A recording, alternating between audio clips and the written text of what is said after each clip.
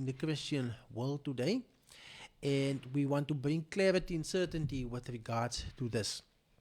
Now, first of all, the Bible claims that Jesus Christ was rich.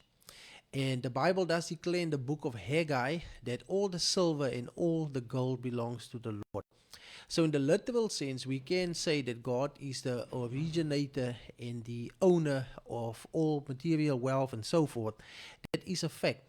But if we look into it, into the broader context this morning, we see that Jesus Christ had the wealth of heaven.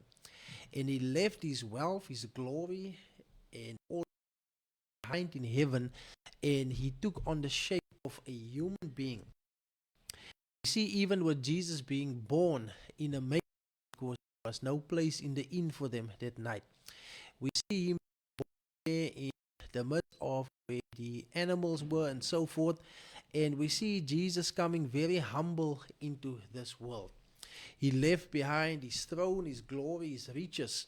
Now, one thing is for certain, before Jesus was born upon the earth, he did pre-exist. He existed as the Christ, he existed as the Logos, and Jesus himself made such claims. Jesus even says in John 8 verse 58, before Abraham was, I am. Hallelujah. You look at the timeline from a biblical point of view, there's approximately a 2,000 year gap between Jesus and Abraham.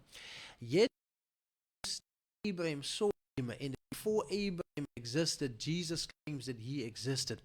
Now the Bible does speak of a certain character by the name of one that has no father, no mother, no beginning, end of days, that is likened unto the Son of God, and we read about Melchizedek in the book of Hebrews chapter 7. Now this Melchizedek, for him to have no father, no mother, no beginning and no end of days, he had to be God himself. Hallelujah. We see that Melchizedek met Abraham after the slaughter of the kings, and he gave him bread and wine, which represents the communion we have it today, the bread and the wine, which is served during the Lord's Supper.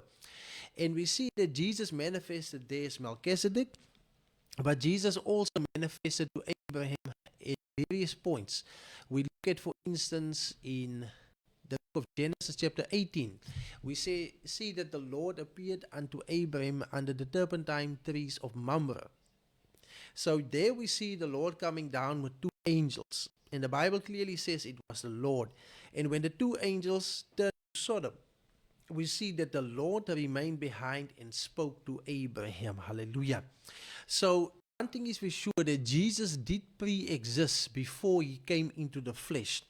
Although he manifested sometimes with a theophany body or a spiritual body, his name was not Jesus back then, but he was still the Almighty God. And the same Almighty God that lived back then, that manifested himself in the theophany, that walked in the Garden of Eden, that spoke to Adam and Eve, the same God that spoke to Abraham, Isaac, and Jacob, the same God that appeared unto them in dreams, the same God that appeared to Moses in a flame in the bush, the same God that manifested in the pillar of fire by night and the pillar of cloud by day, the same God manifested in a human body in the form of Jesus Christ. Hallelujah. Now, before he came to the world in a human form, his name was not Jesus. It is when he took on human shape that his name was called Jesus. And his name was called Jesus for a particular reason. The name Jesus in the Hebrew language, Yahshua, means Yahweh the Savior. It means God the Savior. So Jesus took on a human form. He took on a human name, which is similar to the name of Joshua in the Bible, which also means the Lord saves. But this in particular means that he is the Lord the Savior. And Jesus took on the human shape so that he can save us from our sins. Now, when he appeared to Abraham under the turpentine trees, it was for a reason. When he appeared in the form of Melchizedek, it was for a reason. So God had different manifestations and different forms that he made himself known to through humanity. When he appeared to Moses in the burning bush, it was for a reason, so that the people of Israel could be redeemed from the bondage of slavery in the land of Egypt. But here we see God taking on the form of Jesus. And this was so that the prophecy can also be fulfilled in Isaiah 7 verse 14. Behold, the virgin shall conceive and bear a son, and they shall call his name Emmanuel. And in Matthew chapter number 1 verse 23, we have the interpretation given of what Emmanuel means. It means God with us. Hallelujah. So one thing is for sure, that Jesus did pre-exist, although he didn't have the human name Jesus, but he had other names. He was El Shaddai, he was Elohim, he was Yahweh, and so forth and so forth. He is the very God Almighty, and the Bible confirms this in Philippians chapter number 2, where the Bible says that he thought it no robbery to be equal with God, but he took on the form of a servant. So the very God that was rich, that created the heavens and the earth and all the material wealth, the silver, the gold, the cattle, and so forth, whatever means that you can measure wealth by, that very same God pre-existed. And he existed before creation and even existed before time. And that same God was rich, and then he became poor for our sake, so that we through his poverty might become rich. Now, if we look at it in the spiritual sense, then we see that we that are spiritually poor are the ones that have debt. Most of the time, people that are poor are people that are indebted. But we see that God came down and took our debt, our sin debt, he took upon himself, and he became poor by that, so that we through his poverty of him taking our sins upon himself, that he might be, so that we might become rich, so that we might be freed of our debt of sin, and that we can have eternal life. Hallelujah. So that our sins could be pardoned. So God made an exchange. He took the curse upon himself so that we could receive the blessing of Abraham, which is spoken of in Genesis 12. In you shall all the families of the earth be blessed. Hallelujah. So this blessing that is spoken of in Genesis 12 and reconfirmed in Galatians 3 and also in Romans 4 is the blessing of the forgiveness of sins. Hallelujah. The pardoning of our debt of sin and transgressions and iniquity and unrighteousness and trespasses. Jesus took that upon himself. He became a curse so that we can become blessed. He took the curse upon himself. He took the poverty upon himself so that we might be blessed and we might become rich. Yes, with spiritual blessings and the greatest of all, eternal life. Praise the name of the Lord. So this is what the great God did for us. He became like us so that we can become like him. The Son of God became a sinner so that the sinner could become a son of God. Hallelujah. And that is what Jesus did for us on the cross of Calvary. He took our poverty upon himself. Now, we must understand also in the context in which this is spoken. You get poverty in the natural, in which we will speak a little bit later in today's broadcast, what the Bible has to say about that. But then we also get poverty in the spiritual sense. Jesus, for instance, says in the book of Matthew chapter number 5, blessed are the poor in spirit, for theirs is the kingdom of God. So it is possible to be spiritually poor. Now, what does it mean to be spiritually poor? There are many verses that we can reference this morning. But if you look into the book of Job, chapter number 40, and you read verse 3, this is a very wonderful way of exclaiming or proclaiming that you are spiritually poor. Although you might be rich in the natural, and you might have abundance of resources, and you might think that you have lack of nothing, it is still very much possible that you can be poor in the spiritual sense. And if we look at Job chapter number 40 and from verse 3, then Job answered the Lord and said, behold, I am vile. What shall I answer you? I lay my hand on my mouth. And that is what it means to be spiritually poor, to be vile, to be filthy, to be full of sin, to be full of unrighteousness. Job acknowledged this. He confessed this and said, behold, I am vile. Now, to be spiritually poor definitely means to be in a sinful state or condition, to be indebted with sin and iniquity and transgressions. to be in a situation where you are separated from God. Hallelujah. Because God is the source of all blessings. The Bible says it in James chapter 1 verse 16 and 17 that every good gift comes from the Father above. Hallelujah. God is the giver of all the good gifts. But to be alienated from God, to be separated from God, it means that you are poor, because He's the source of all goodness. Hallelujah. Now, in the Bible, we see a man praying unto the Lord and saying, I thank you, O God, that I'm not like this heathen and publican, and that I pay my tithes and that I fast twice a week. And we find this parable in Luke chapter 18, where Jesus speaks about the publican and he speaks about the Pharisee. The Pharisee thought he had everything and that he was righteous in his own. But then we see the publican praying unto the Lord and saying, O God, be thou merciful on me, a sinner. And he didn't even look up to heaven because he was so ashamed of his sinful state, of his sinful condition, that he just cried out to God and confessed his sin and his sinful condition and asked for God's mercy. Now that is an example of a person that became rich, hallelujah, because God gave grace and answered the prayer of that man. But the one that thought he had everything was the one that was actually lacking, that was poor. Now, in the early church, in the book of Revelation, chapter number 2, the Lord Jesus was speaking to the believers in the church of Smyrna. And the Lord was addressing them. And he was saying that I know your works and your poverty. But then the Lord says, but you are rich. Hallelujah. So the Lord knew the suffering of the believers. They were physically poor. So they didn't have a lot of resources. They were people that were struggling probably on a day-to-day basis. But the Lord says these words in Revelation 2 verse 9. I know your tribulation and your poverty, but you are rich, and the slander of those who say that they are Jews and are not, but are a synagogue of Satan. Now it can be that the believer might suffer financially or with their earthly goods or assets, but spiritually you can be rich. Now, the greatest resource or asset that any individual can possess is the Word of God. Hallelujah. The Word of God is what gives you wealth. Hallelujah. If you have the Word of God, the Scripture describes it as being more precious than silver and more precious than gold. It is more value than that.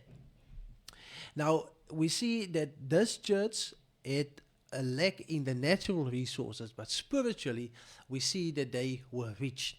They had the Word of God, they had the Holy Ghost, they had the revelation of the Word, and therefore they were rich. On the other hand, there were people that were rich in the natural, but spiritually they were lacking. They didn't have the Holy Spirit, they didn't have eternal life, they didn't have the Word of God, they didn't have the truth of the Word of God, and those were the ones that were really poor. Now we find ourselves in such a situation today that many of the modern church world's landscape looks like this. And if we read a description in Revelation chapter number 3, the Lord Jesus Christ rebukes the believers in the church of Laodicea. And the Lord speaks to them the following words, which might seem like a paradox or contradiction, but this is what the Lord says. He says that the words of the Amen, the faithful and true witness, the beginning of God's creation. I know your works, you are neither cold nor hot. Would that you were either cold or hot. So because you are lukewarm and neither hot or cold, I will spit you out of my mouth. And you say, I am rich, I have prospered, and need nothing. I need nothing. Not realizing that you are rich, pitiable, poor, blind, and naked. I counsel you to buy from me gold refined by fire, so that you may be rich, and white raiment, so that you may clothe yourself, and the shame of your nakedness may not be seen, and salve to anoint your eyes, so that you may see. So here the Lord was rebuking the church that thought that they were rich and that they had everything. And today it might seem that some are financially prosperous and they have need of nothing. This particularly refers now to the church framework, the church realm. But it can be that you might have everything in abundance with regards to finances, but then it can mean that you might have a lack of the true Word of God. You might have a lack of the Holy Spirit. You might have a lack of revelation. You might have a lack of living right with God. And that is what poverty is in actual fact. It is a lack. It is not having anything or enough. And so many people today are lacking spiritually. They are spiritually poor. And the Bible even says they are naked. Now, for you to be clothed, you need to be clothed with the Word of God spiritually. For you to be clothed, your clothes must be washed in the blood of the Lamb. Many people might go to church, but people have not yet started a relationship with the Lord, and they are still dressed in filthy rags. They are still dressed in sin and unrighteousness. But the Bible speaks in the book of Revelation 1 and Revelation 7 that Jesus has washed us with his own blood from our sins. And then those that were dressed in white, their blood have washed their clothes in the blood of the Lamb. Now, even if you go to church, but if you haven't started a relationship with the Lord where you admit and acknowledge your sin and your iniquity, then you are actually poor and miserable. And you are still dressed in that filthy, poor clothes. But once you wash your sins in the blood of the Lamb by confessing and repenting of your sins, then you become white. Hallelujah. You become washed white in the blood of the Lamb, which is the Lord Jesus Christ. Now, many people today, they might have the Bible, but they don't have the right understanding of the Bible. They have misinterpreted teachings of the Bible. They have been deceived by false prophets. Such people are also in a spiritual poverty condition. Because if the Bible is being misinterpreted to you, if the Bible is being distorted to you, if some form of false teaching is being given to you, then you are also spiritually poor. And what you need is the true Word of God, a true revelation from the true Holy Spirit. So many people today are in a spiritual poor condition. Although they might have in abundance the earthly goods and materials, but if you don't have Jesus in your life, then you are poor. If you have not yet been born again, then you are spiritually poor. If you have not yet repented of your sins, then you are spiritually poor. If you have not yet received the Holy Spirit baptism, then you are spiritually poor. And the Lord Jesus Christ doesn't just leave you in a spiritual poor condition. He actually counsels you to buy from him gold refined by fire. And this gold refined by fire represents the Word of God. Hallelujah. And the Lord says, so that you may be rich, in white raiment, so that you may clothe yourself, and the shame of your nakedness may not be seen, and salve to anoint your eyes that you may see. The Lord Jesus gives us another parable in Luke chapter 16, where he speaks about the rich man and about the poor man. And the rich man, we don't know what his name was. The poor man, his name is given as Lazarus.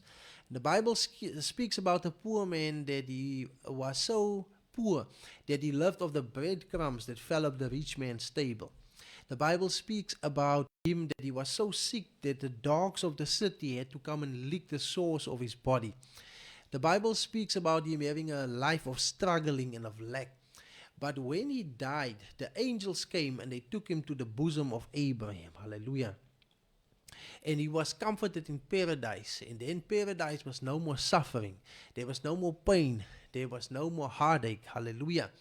And then we see the rich man that had everything in abundance. When he came to his death, when he reached the end of his journey, the Bible speaks that he opened up his eyes in hell and he was in torment.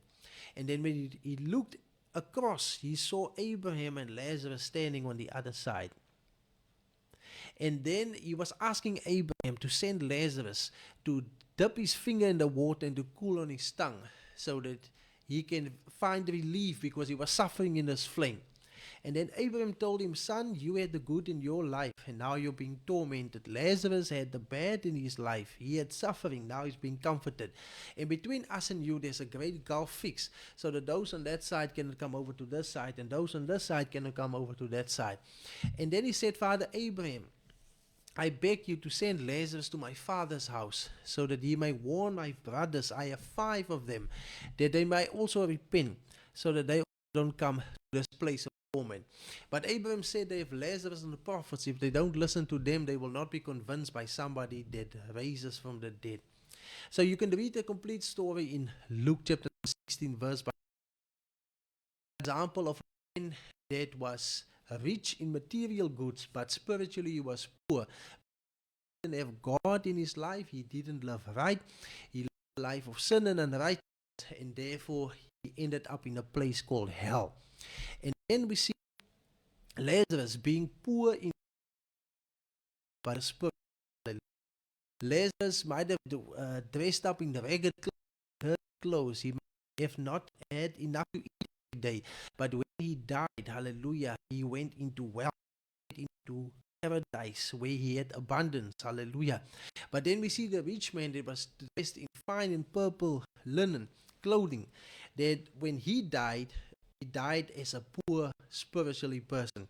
Now many people today are spiritually poor, but the Lord is able to revive such people. The Lord is able to save them and take their poverty away. Poverty, their sin, their shame, their guilt. The Lord is able to dress them in white clothes if they are willing to come unto Him. Now the Bible says very plain, come unto me, all you that are heavy laden, and I will give you rest. Many people today are in a spiritual poor condition where they don't know Jesus Christ as their own personal Savior. Many people are in a spiritual poor condition because they have been deceived, that they've been duped many times by so-called religious leaders that act under the name of religious credentials, but that are deceiving people and giving them the wrong interpretation of the word of God and leading them further astray from God. Many people today are in a poor spiritual condition because they have not the word of God in their hearts. Hallelujah. The Bible speaks in the Revelation chapter number 6 about the wine and about the oil. Hallelujah. The oil representing the Holy Spirit and the wine representing the stimulation that comes from the revelation of the Word of God. And for those that don't have the oil and the wine, they are also spiritually poor. Those that don't have the Holy Spirit and those that don't have the revelation of the Word of God, they are spiritually poor. But the Lord counsels unto them to buy from Him gold that is tried in the fire. Now we're going to take a break quickly. We're going to listen to that song again. Reach out and touch the Lord as He passes by. Stay tuned, don't move. God bless. Radio Eersterivier, onze stasie, ons talent, onze mensen.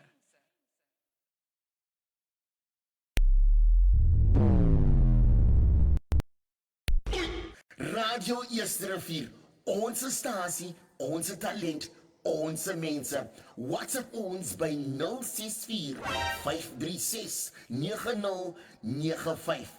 Talk to us, die ding ruk hier.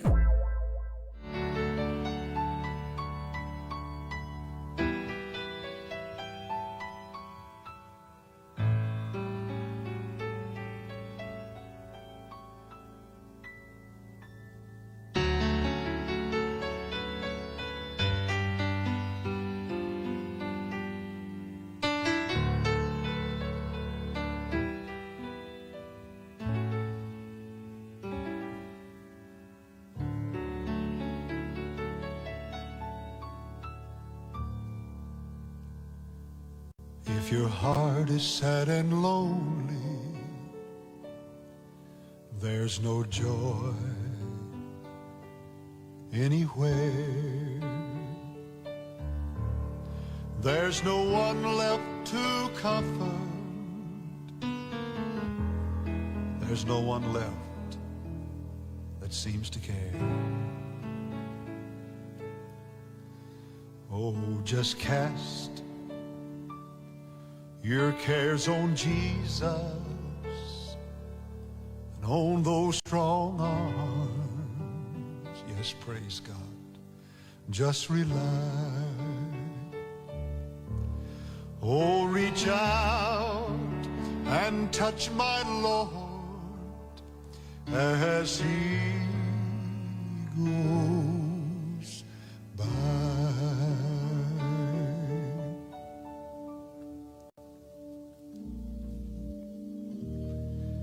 It was about 2,000 years ago, close to old dusty Jericho. A blind man by the name of Bartimaeus sat by the roadside begging. Oh, little did he know, this would be the greatest day of his life, for Jesus was passing by. A clarion voice rings out over the morning stillness. Bartimaeus, what will you have me do for thee? Lord, that I may receive my sight. Then reach out and touch the Lord as He goes by. Reach out and touch the Lord as He goes by. You will find He's not too busy just to hear your heart's cry. He's passing by this very moment. Your needs He'll supply. Reach out and touch the Lord as He goes by. Reach out and touch the Lord as He goes by. You will find He's not too busy to hear your heart's cry. Oh, He's passing by this very moment. Your every need to supply. Reach out and touch the Lord as He goes by. Reach out and touch my Lord, oh yes, as He goes by.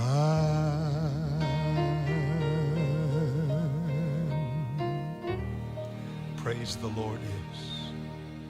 Radio Estervier, onze stasie, ons talent, onze mensen. Yes, praise the name of the Lord. Reach out and touch the Lord while He passes by. So we're speaking this morning about spiritual poverty, and we've defined it from a biblical point of view, what it means to be spiritually poor. It means to be in a sinful condition. It means to be without God, without hope, to be lost and undone, to be vile, to be wretched, and to not have the Lord Jesus Christ in your heart as your Lord and as your Savior. To not have the Word of God and to not have the revelation of the Word of God. To not have the Holy Spirit guiding you, leading you. That is to be spiritually poor. To be deceived when it comes to the things of God and also even in the things of the world. But then we want to also look at spiritual poverty or poverty in itself from the natural point of view. And we see that from the spiritual point of view, the Lord is concerned about those that are spiritually poor. He even pronounces a blessing upon those that are poor in spirit. But then we see there are also solution that the Lord provides. There is a solution, hallelujah. So that those that are spiritually poor can become rich, and that is that they should buy gold of Him that is tried within the fire. Now, to continue, we see that the Lord addresses also poverty in the natural, and there are various verses scattered throughout the Bible that speaks about poverty in the natural and what God expects of us to do. Now, we want to read some of these verses as found scattered throughout Scripture. Psalm 34 verse 6. This poor man called, and the Lord heard him. He saved him out of all his troubles. Psalm 35 verse 10. My whole being will exclaim, who is like you, Lord? You rescue the poor from those too strong for them, the poor and needy from those who rob them. Psalm 82 verse 3. Defend the weak and the fatherless, uphold the cause of the poor and the oppressed. With my mouth I will greatly extol the Lord. In the great throng of worshippers I will praise him. He stands at the right hand of the needy to save their lives from those who would condemn them. Psalm 113 verse 7. He raises the poor from the dust and lifts the needy from the ash heap. Psalm 140 verse 12. I know that the Lord secures justice for the poor and upholds the cause of the needy. Psalm 146 verse 8. The Lord gives sight to the blind. The Lord lifts up those who are bowed down. The Lord loves the righteous. Proverbs 14 verse 31. Whoever oppresses the poor shows contempt for their maker, but whoever is kind to the needy honors God. Proverbs 14 verse 21. It is a sin to despise one's neighbor, but blessed is the one who is kind to the needy.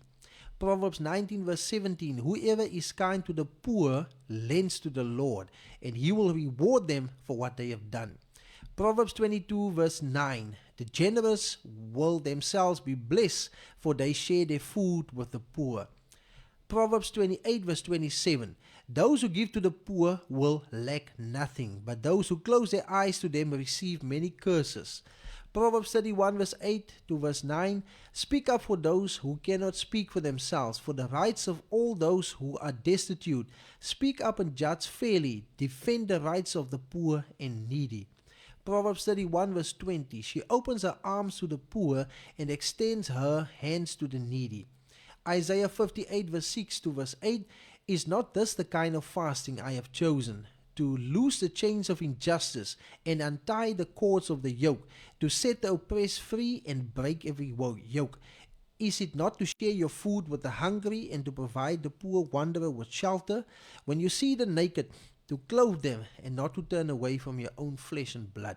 Then your light will break forth like the dawn, and your healing will quickly appear. Then your righteousness will go before you, and the glory of the Lord will be near your God. Micah 6 verse 8. He has shown you, O mortal, what is good, and what does the Lord require of you? To act justly and to love mercy and to walk humbly with your God. Zechariah 7 verse 8 to verse 10. And the word of the Lord came again to Zechariah. This is what the Lord Almighty said. Administer through justice, show mercy and compassion to one another. Do not oppress the widow or the fatherless, the foreigner or the poor. Do not plot evil against each other. Luke 3 verse 11. John answered, anyone who has 2 shirts should share with the one who has none, and anyone who has food should do the same. 1 John 3 verse 16 to verse 18. This is how we know what love is. Jesus Christ laid down his life for us, and we ought to lay down our lives for our brothers and sisters. If anyone has material possessions and sees a brother or sister in need, but has no pity on them, how can the love of God be in that person? Dear children, let us not love with words or speech, but with actions and in truth. James 1 verse 27. Religion that God our Father accepts as pure and faultless is this, to look after orphans and widows in their distress and to keep oneself from being polluted by the world. So that is approximately 20 verses from the Bible that addresses the issue of poverty. And the Lord places the responsibility on fellow human beings to take care of the poor. There are verses that even speaks that the Lord cares and provides for the poor, that he is a father to the orphans and is a husband to the widows. The Lord is the provider and the protector and the defender of those that are poor and needy. And the Lord also rewards those that extends a helping hand to the poor and the needy.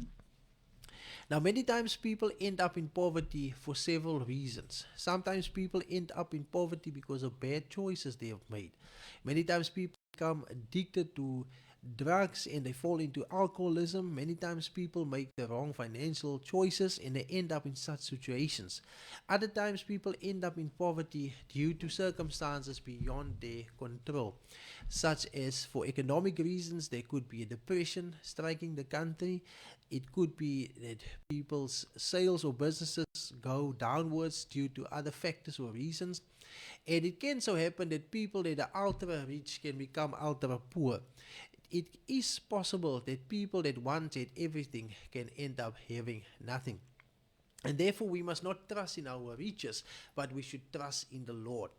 Now it is possible for a Christian to be rich and wealthy, but it is also very much possible for a Christian to be poor and needy. But for those that are rich and wealthy, the Bible instructs in 2nd or 1st Timothy chapter number 6 that they should be rich in good works. So the Lord expects of those Christians that are wealthy to take care of the poor.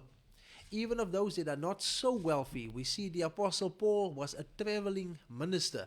He moved from one place to another, preaching the gospel of the Lord Jesus. But then in Galatians chapter number 2, the Apostle Paul speaks about that he even was concerned about the poor people. So there was even, if we can call it, fundraisers back in the early days going around amongst the Christians, that they were helping the brothers and sisters that were poor. And the Bible also warns us against rich and despising people that are poor. And this can even happen sometimes within the context of the church. And the Bible speaks about this in the book of James chapter number 2. And it tells us to not be that way. If we see a brother sitting in the church that is dressed neat and proper and is wealthy, then we greet him. And if we see a brother sitting in the church that is poor and needy, then we despise him. The Bible warns us against that. We should not be a respecter of persons, because God is not a respecter of persons.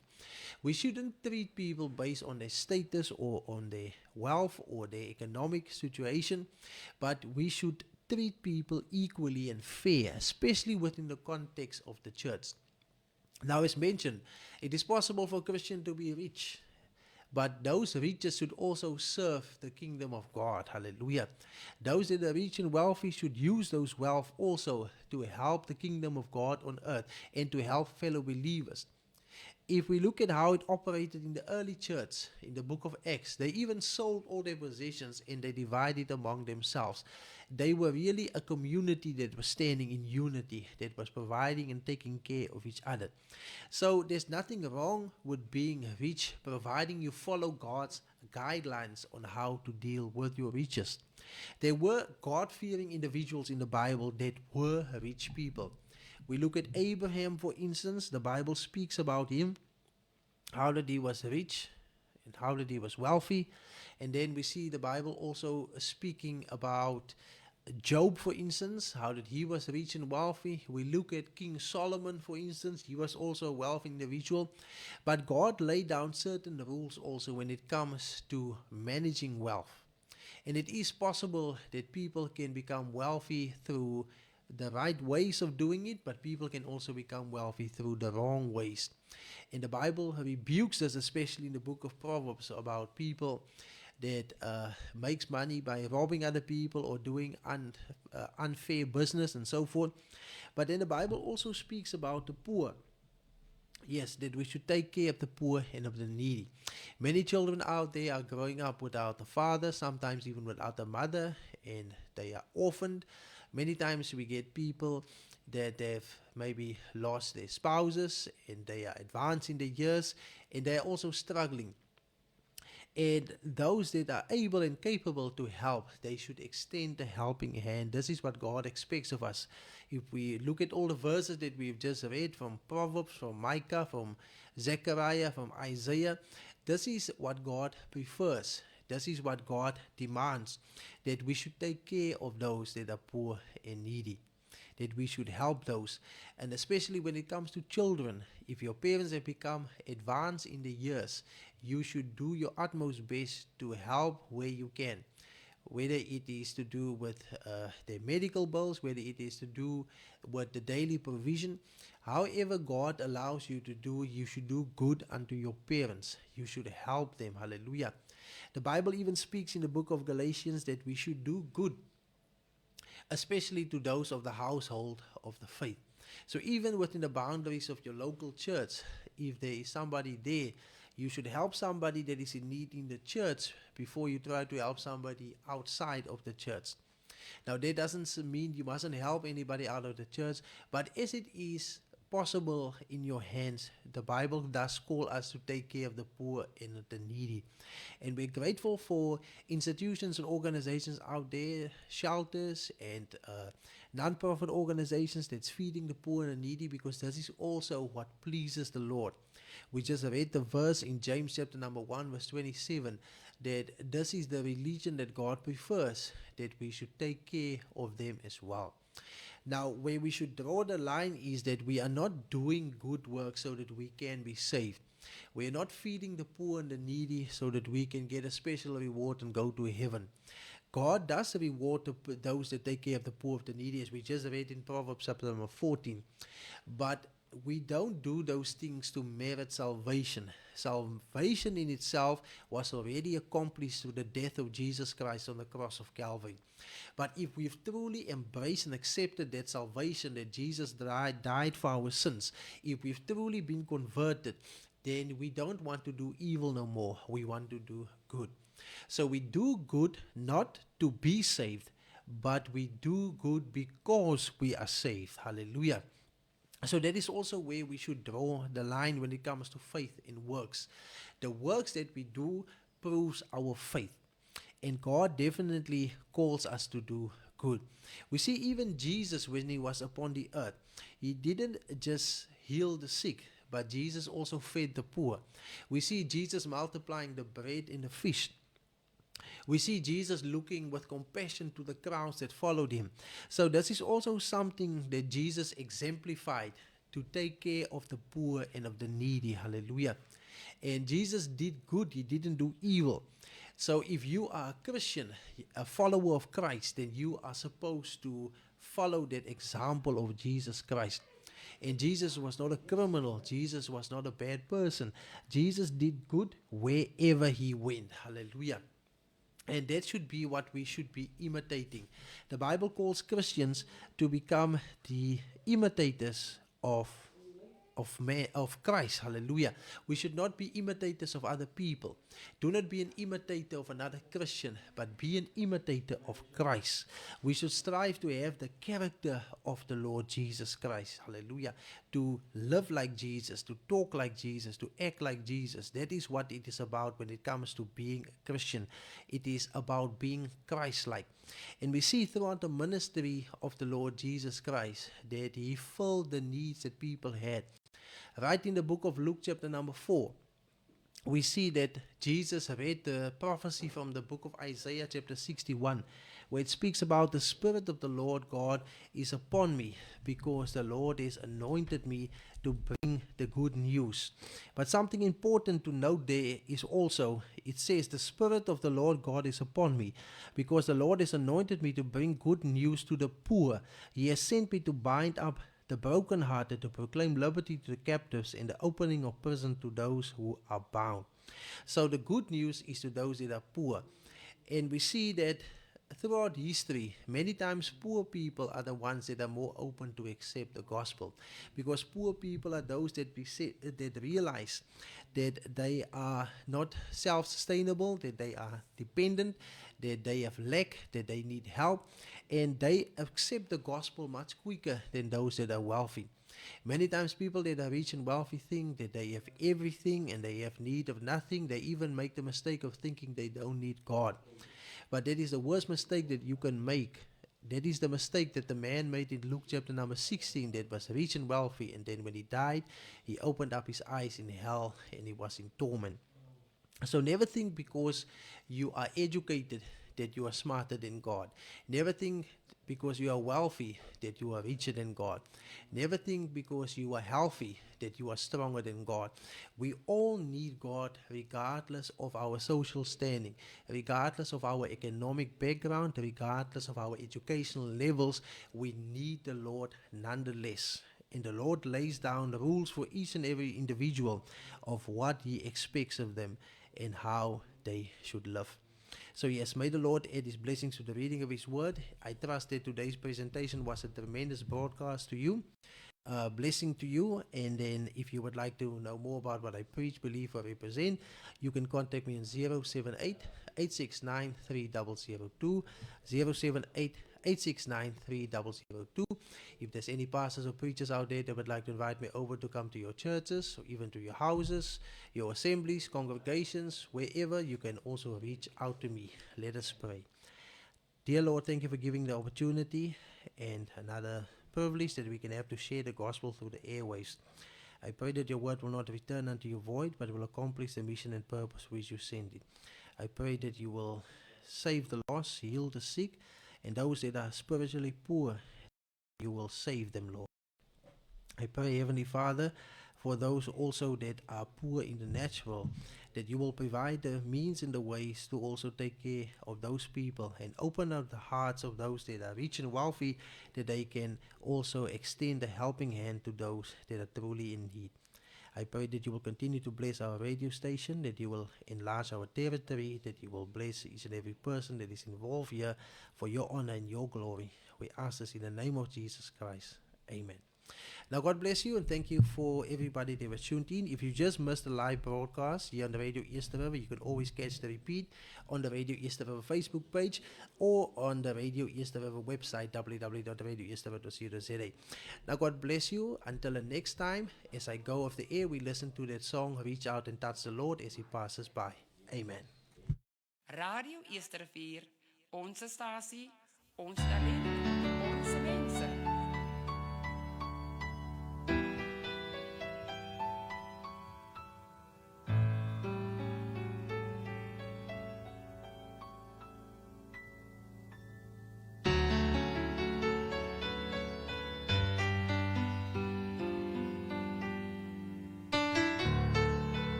If your heart is sad and lonely, there's no joy anywhere. There's no one left to comfort. There's no one left that seems to care. Oh, just cast your cares on Jesus and on those strong arms. Yes, praise God. Just rely. Oh, reach out and touch my Lord as He goes by.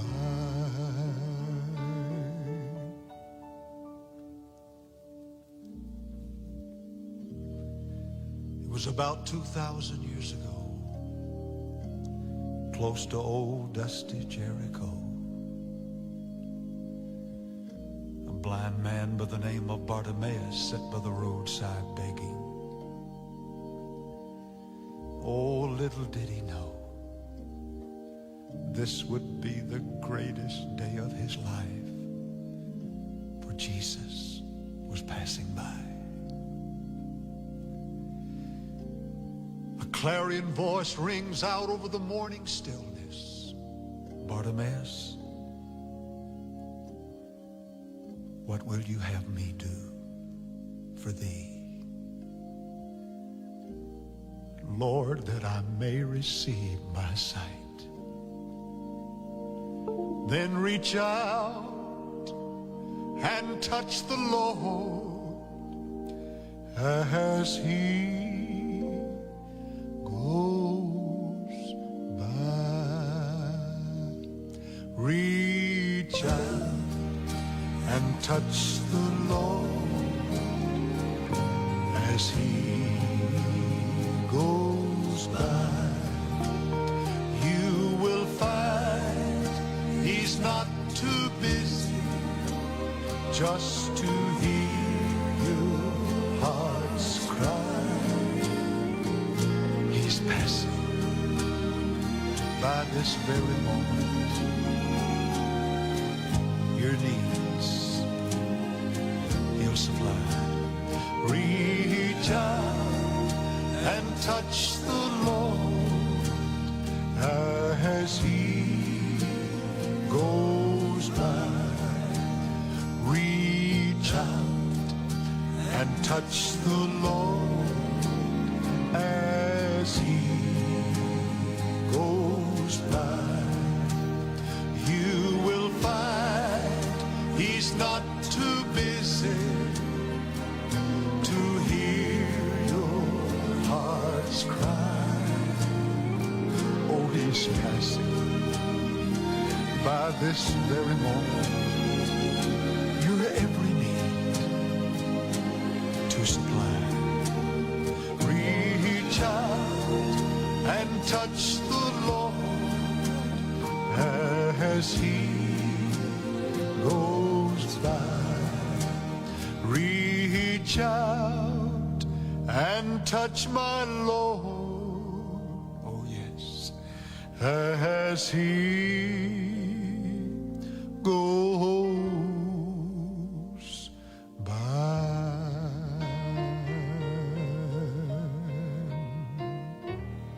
Praise the Lord is.